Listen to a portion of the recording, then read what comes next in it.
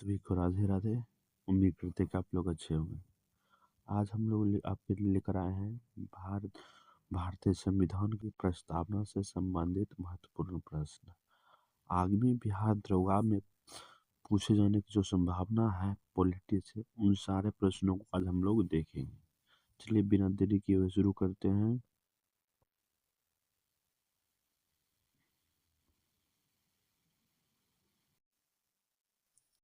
पहला आपका प्रश्न है, भारतीय संविधान भारतीय संविधान की प्रस्तावना किस देश के संविधान से प्रेरित? सही आंसर आपका हो जाएगा अमेरिका से।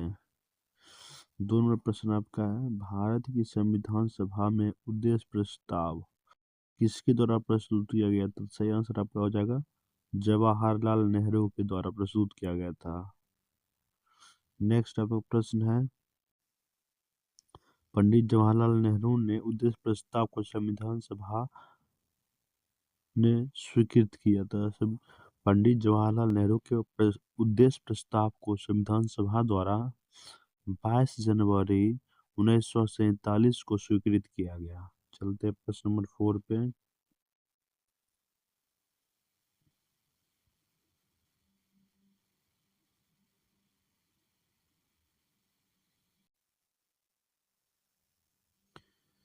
निम्नलिखित में से कौन सा एक भारतीय संविधान के उद्देश्यों को प्रतिबिंबित करता है? सही आंसर हो जाएगा संविधान की प्रस्तावना क्या करता है? भारतीय संविधान को बिंबित करता है, उद्देश्य को।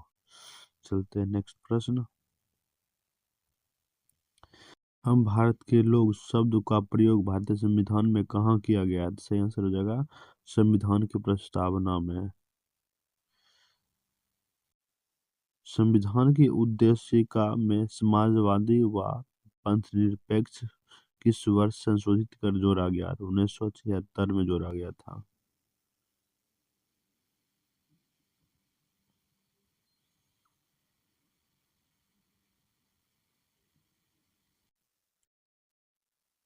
भारतीय संविधान में किस संशोधन द्वारा संप्रभु लोकतांत्रिक गणराज्य शब्दों को बदलकर संप्रभु समाजवादी धर्मनिरपेक्ष लोकतांत्रिक गणराज्य कर दिया गया और राष्ट्र की एकता शब्दों को भी बदलकर राष्ट्र की एकता और अखंडता कर दिया गया? सही आंसर हो जाएगा 42वां संविधान संशोधन।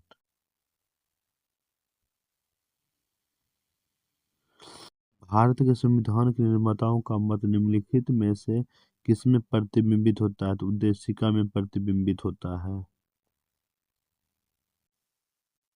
निम्नलिखित में से किसने भारतीय संविधान प्रस्तावना को हमारे संप्रभु प्रजातांत्रिक गणराज्य की जन्म कुंडली कहा है? सेंसर के एम मुंशी ने कहा है।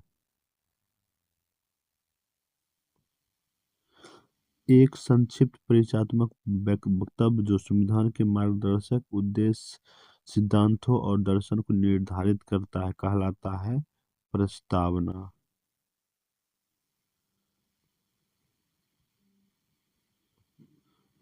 संविधान के निर्माताओं की सोच भारत के संविधान के किस हिस्से में परिलक्षित होता है? प्रस्तावना में परिलक्षित होता है। संविधान का कौन सा भाग इसके निर्माताओं की भावनाओं और आदर्शों को दर्शाता है? प्रस्तावना ही दर्शाता है। भारतीय संविधान किसके द्वारा स्वीकृत है? भारतीय संविधान भारत की जनता के द्वारा स्वीकृत है। भारत की संप्रभुता किसमें निहित? भारत संप्रभुता किसमें निहित? भारत संप्रभुता जनता में निहित है। भारत में अलौकिक सार्वभौमिकता है क्योंकि संविधान की प्रस्तावना आरंभ होती है हम भारत के लोग शब्द से।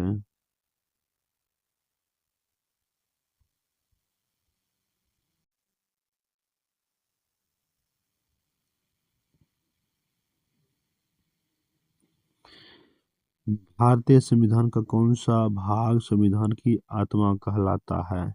तो उद्देशिका को कहा जाता है।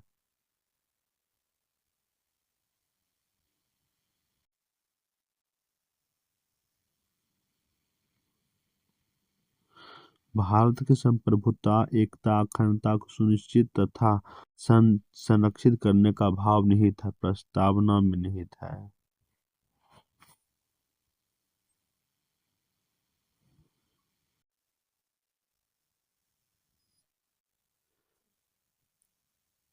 भारत में लौकिक सार्वभौमिकता है क्योंकि संविधान की प्रस्तावना आरंभ होती है हम भारत के लोग शब्द से। भारतीय संविधान का दार्शनिक उद्देश्य आधार भूमि है, प्रस्तावना। 42वें संविधान संशोधन अधिनियम 1976 के द्वारा निम्नलिखित में से किन शब्दों को प्रस्तावना में जोड़ा गया? समाजवादी, पंथनिरपेक्ष एवं अखंडता शब्द को जोड़ा गया।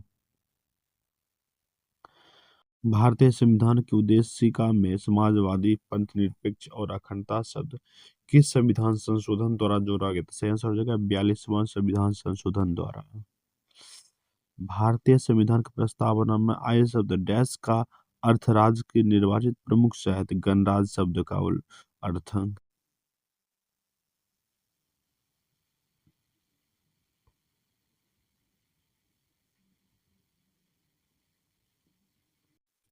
निम्नलिखित में से किसके अंतर्गत भारत को एक धर्मनिरपेक्ष राज्य के रूप में वर्णित किया गया है? संविधान प्रस्तावना के अंतर्गत भारत एक धर्मनिरपेक्ष राज्य, इसका मतलब है कि भारतीय राज्य किसी निश्चित धर्म का समर्थन नहीं करता है। भारतीय संविधान के उद्देशिका में परिवर्तित किस संविधान संशोधन अधिनियम में किए गए थे? 42वां संविधान संशोधन 1976 के द्वारा। भारतीय संविधान की प्रस्तावना में भारत को किस रूप में घोषित किया गया है? तो भारत एक संप्रभुत्व, समाजवादी, धर्मनिरपेक्ष और प्रजातांत्रिक गणराज्य के रूप में घोषित किया गया है। भारतीय संविधान की प्रस्तावना में धर्मनिरपेक्ष व समाजवादी शब्द जोड़ा गया, तो 42वें संविधान संशोधन द्वारा जोड़ा गया। निम्नलिखित शब्दों में से कौन सा शब्द 1975 में भारतीय संविधान की प्रस्तावना में सम्मिलित नहीं था? अखंडता शब्द सम्मिलित नहीं था। भारत के संदर्भ में निम्न में से कौन सा धर्मनिरपेक्ष शब्द का सही भाव व्यक्त करता है? धर्मनिरपेक्ष शब्द का जो भाव होता है, भारत में राज्य का कोई धर्म नहीं होगा। 30 नंबर प्रश्न आपका, निम्नलिखित में से भारत कौन सा भारतवर्ष को एक धर्मनिरपेक्ष राज्य के रूप में वर्णित करता है? तो संविधान की प्रस्तावना ही वर्णित करता है। चलते नेक्स्ट प्रश्न पे।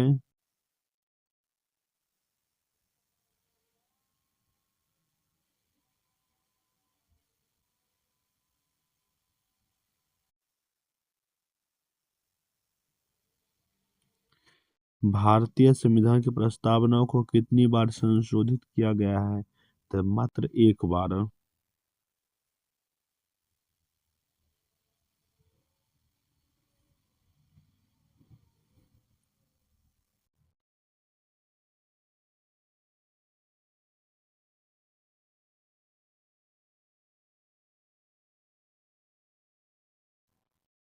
भारत के संदर्भ में निम्न में से कौन सा धर्मनिरपेक्ष शब्द का सही भाव व्यक्त करता है? तो भारत में राज्य का कोई धर्म नहीं होगा। निम्नलिखित में से कौन भारत धर्मनिरपेक्ष राज्य वर्णित करता है? संविधान की प्रस्तावना। भारत के संविधान की उद्देशिका में कितने प्रकार के न्याय की व्यवस्था की गई है? 3 प्रकार के न्याय की। भारतीय संविधान को एक पवित्र दस्तावेज किसने कहा है? B.R. अम्बेडकर ने कहा है।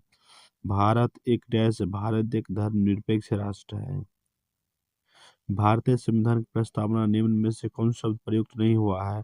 उदारवादी शब्द प्रयुक्त नहीं हुआ है। 1973 में केशवानंद भारती केस में इस सवाल को उठाया गया था कि प्रस्तावना को संशोधित किया जा सकता है। डैश के अनुसार संसद ने संविधान में संशोधन 42वां संविधान संशोधन किया और संविधान की उद्देशिका में पंथ निरपेक्ष, समाजवादी और अखंडता शब्द को शामिल किया गया था। 368।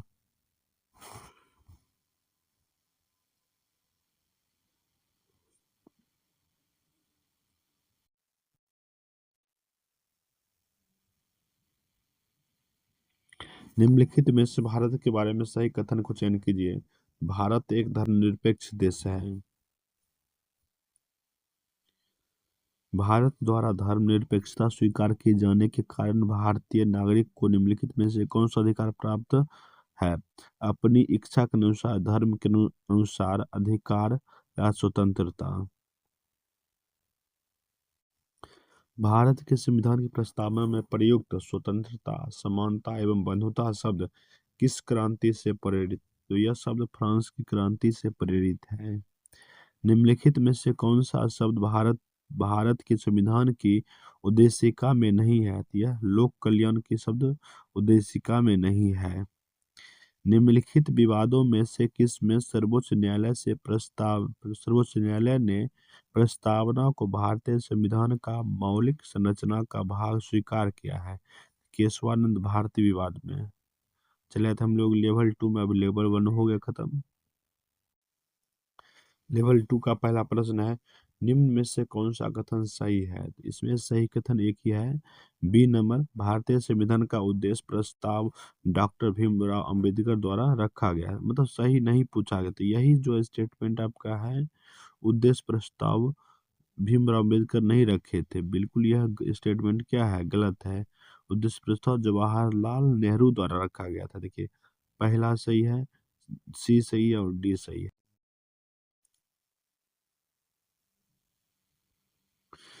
26 नवंबर 1949 को अंगीकृत भारतीय संविधान की प्रस्तावना में शब्द सम्मिलित नहीं थे।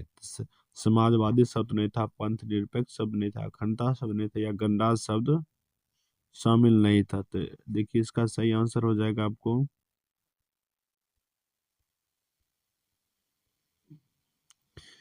तीनों शब्द नहीं था। ठीक ना, 1 2 3, यहाँ देखिए, समाजवादी शब्द नहीं था, पंथ निरपेक्ष नहीं था, अखंडता नहीं था। ये तीनों शब्द को 42वें संविधान संशोधन द्वारा जोड़ा गया था। चलते प्रश्न नंबर नेक्स्ट।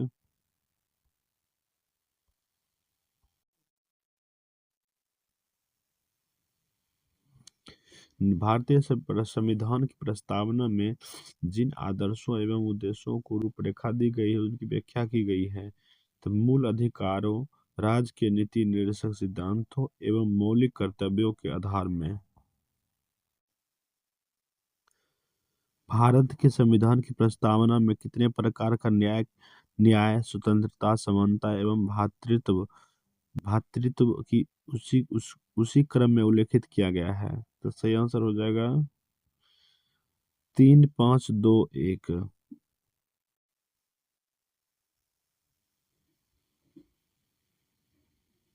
देखिए, कितने प्रकार की न्याय, देखिए यहाँ यहाँ थोड़ा सा एक्चुअली करते हैं। न्याय जो होता है, 3 प्रकार की न्याय है। स्वतंत्रता जो है, 5 प्रकार की स्वतंत्रता है। समानता एवं भातृत्व जो है, समानता 2 प्रकार की है, भातृत्व जो 1 प्रकार की है। इस तरह से आपको मिलान करना था। चलते हैं 5 नंबर में। भारतीय संविधान की प्रस्तावना के बारे में कौन सा कथन सही है? तो सही कथन आपका ऑप्शन ए हो जाएगा, समाजवादी धर्मनिरपेक्ष शब्द को 1950 के लागू संविधान का अंश नहीं था। निम्नलिखित में से कौन सा शब्द 42वें संविधान संशोधन द्वारा जोड़ा गया है? तो सही आंसर हो जाएगा 1 और 3, समाजवादी शब्द और पंथ निरपेक्ष शब्द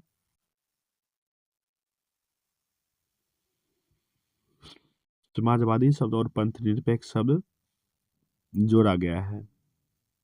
7 प्रश्न आपका है, निम्नलिखित में से वो दो शब्द कौन से हैं जिनका समावेश 42वें संविधान संशोधन में की उद्देशिका में किया गया था?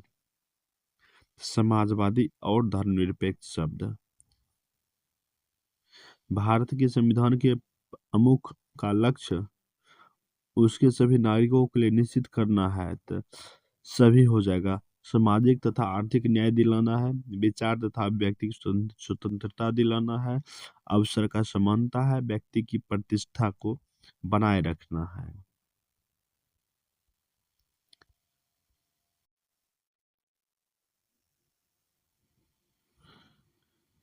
भारतीय संविधान की प्रस्तावना में इसके सभी नागरिकों को कौन सा न्याय प्रदान करने की व्यवस्था की गई? सामाजिक, आर्थिक और राजनीतिक। 3 प्रकार की न्याय की व्यवस्था की गई: सामाजिक, आर्थिक और राजनीतिक। सभी व्यक्ति पूर्णतः समान रूप से मानव है, यह सिद्धांत जाना जाता है सार्वभौमिकता का सिद्धांत है ये। भारतीय संविधान की प्रस्तावना में उल्लेखित सही क्रम कौन सा है? सही आंसर देगा संपूर्ण, प्रभुत्व संपन्न, समाजवादी, पंथ निरपेक्ष, लोकतंत्रात्मक। क्या है ये? सही क्रम है।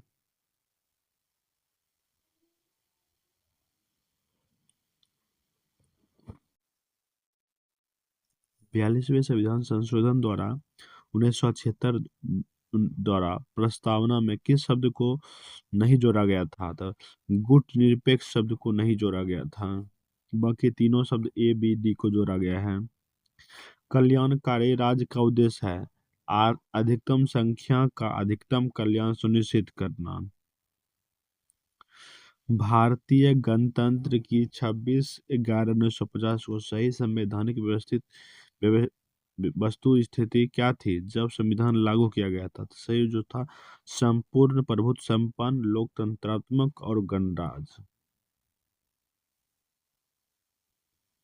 निम्नलिखित में से कौन सा शब्द 1975 में भारतीय संविधान की प्रस्तावना में सम्मिलित नहीं था? तो अखंडता शब्द सम्मिलित नहीं था। निम्नलिखित में से किस वाद में उच्च न्यायालय ने धारणा प्रस्तुत की कि उद्देशिका संविधान का भाग है? बम्बई बनाम यूनियन ऑफ इंडिया के विवाद में।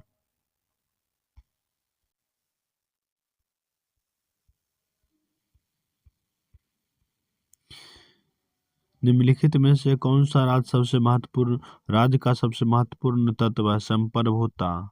संप्रभुता सबसे महत्वपूर्ण तत्व है। भारतीय संविधान की प्रस्तावना में निम्नलिखित में से किस स्वतंत्रता का वर्णन नहीं है? तो आर्थिक स्वतंत्रता का वर्णन नहीं है।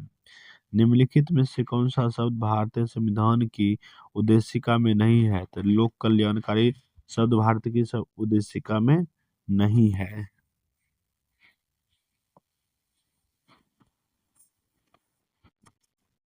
निम्नलिखित में से कौन सा शब्द भारतीय संविधान की प्रस्तावना में उल्लेखित नहीं है? तो संघीय शब्द भारत की प्रस्तावना में उल्लेखित नहीं है। 26 नवंबर 1949 को अंगीकृत भारतीय संविधान की प्रस्तावना शब्द सम्मिलित नहीं था। 1 2 3 समाजवादी शब्द, पंथ निरपेक्ष शब्द और अखंडता शब्द उद्देशित नहीं था। निम्नलिखित में से कौन सा कथन सही है? इनमें से जो कथन सही है आपका सी है, सामाजिक समानता संविधान में प्रत्याभूत है। भारतीय संविधान की प्रस्तावना में किसी डैश व्यक्ति की गरिमा को सुनिश्चित करता है? तो बंधुता।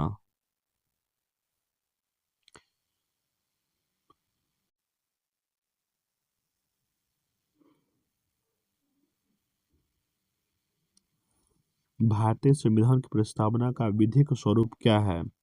यह लागू नहीं किया जा सकता। प्रस्तावना का विधिक स्वरूप।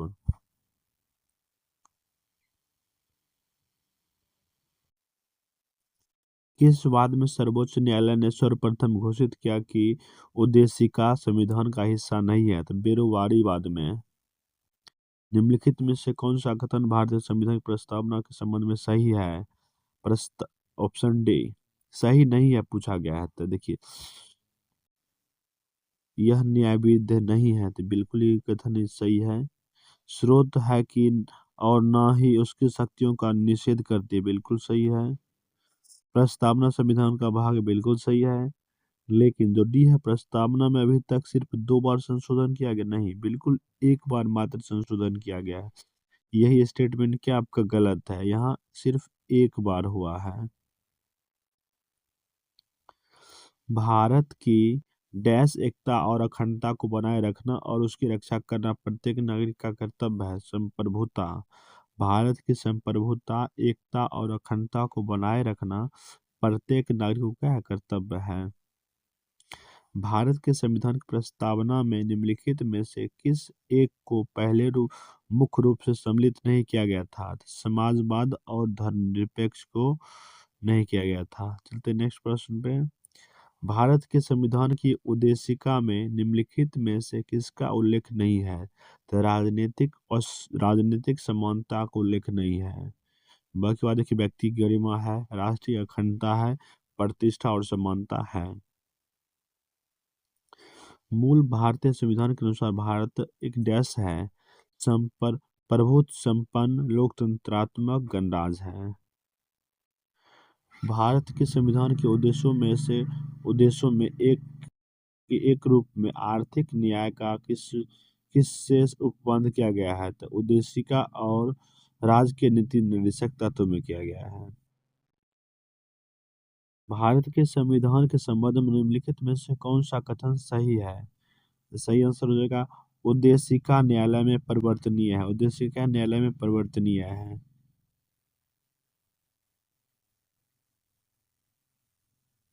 चलिए हम लोग अब लेवल 3 में आ जाते हैं। लेवल 3 का पहला प्रश्न है, संविधान की उद्देशिका के संबंध में निम्नलिखित कथनों पर विचार करिए और दिए गए कूट सहायता से आंसर बताइए। देखिए इसमें जो सही आपका आंसर है 1 2 4। 1 2 4 स्टेटमेंट है। एक देखिए, पंडित नेहरू द्वारा प्रस्तुत ऑब्जेक्टिव प्रस्ताव अंतोगत्वा उद्देशिका वन, बिल्कुल यह सही है।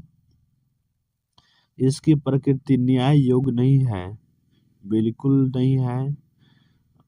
और इसका संशोधन नहीं, बिल्कुल इसका संशोधन किया जा सकता है। जो स्टेटमेंट आपका बिल्कुल ही क्या है, गलत। इसमें संशोधन किया जा सकता है उस उद्देश्य से, क्योंकि एक बार संशोधन हो चुका है। और 4 नंबर स्टेटमेंट है, संविधान के विशिष्ट प्रावधानों को यह रद्द नहीं कर सकते, बिल्कुल सही है यह।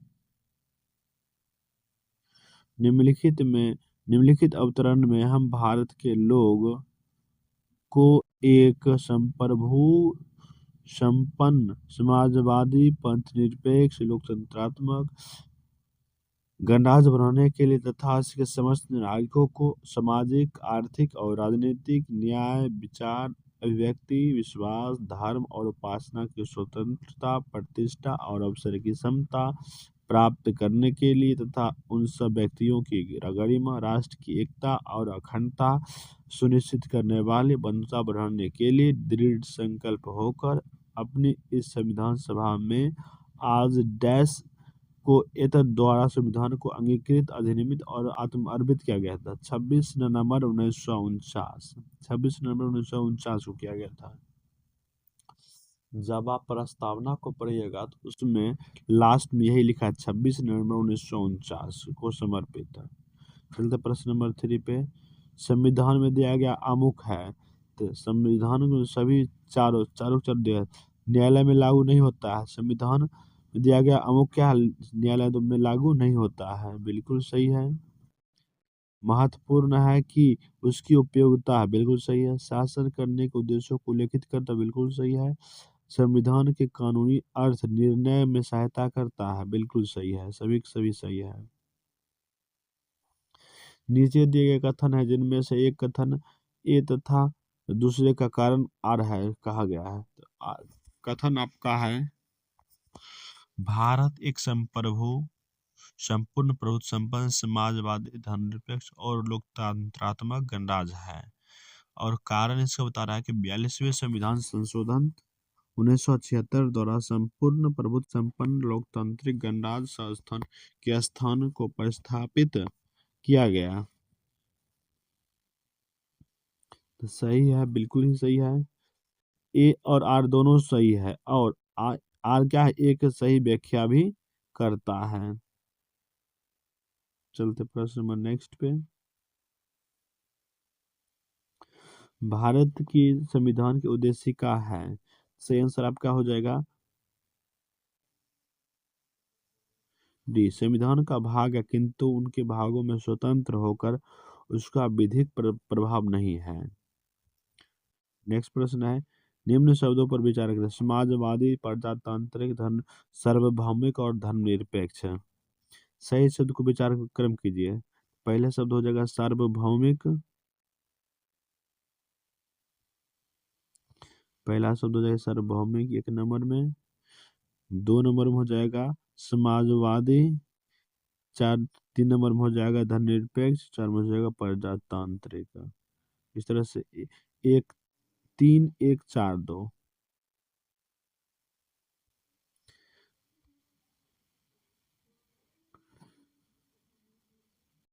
भारतीय संविधान की प्रस्तावना के सिलसिले में निम्नलिखित में कौन सा सही क्रम है? सार्वभौमिक, सत्ता संपन्न, समाजवादी, धर्मनिरपेक्ष और जनवादी। भारतीय संविधान की प्रस्तावना में प्रयुक्त समाजवाद शब्द को निम्नलिखित किस अनुच्छेद या अनुच्छेदों के साथ मिलाकर पढ़ने से सर्वोच्च न्यायालय के समान कार्य के लिए समान वेतन का मौलिक अधिकार परिभाषित की शक्ति प्राप्त होती है? तो अनुच्छेद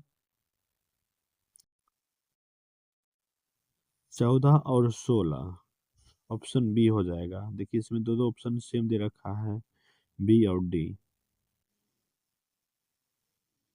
चलिए तो हम लोग आज लेवल 1 में 44 क्वेश्चन किए, लेवल 2 में 32 क्वेश्चन किए और लेवल 3 में 8 क्वेश्चन किए। इसके साथ संपन्न होता है आपका पहला भाग।